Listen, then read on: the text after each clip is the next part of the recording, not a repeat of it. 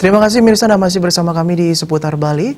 Pembatasan masuk kawasan Nusa Dua oleh pihak ITDC terkait persiapan menuju new normal dikeluhkan warga sekitar. Mereka mengaku tidak menerima sosialisasi sebelum pembatasan diberlakukan.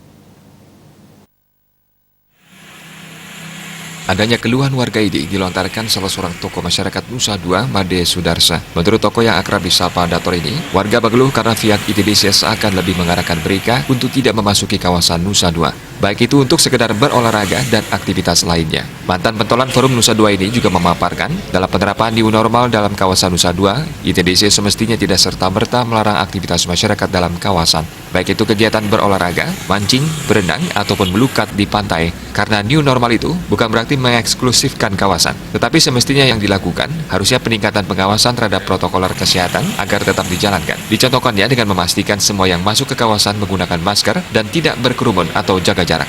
Selain itu, pihak ITDC semestinya juga melakukan rapat koordinasi dengan berbagai pihak sebelum menerapkan pembatasan, termasuk dengan menggandeng unsur adat dan tokoh desa penyaga. Padahal di masa seperti ini, di mana ekonomi sedang terpuruk dan perut rakyat sangat lapar, komunikasi dinilainya adalah hal yang sangat penting.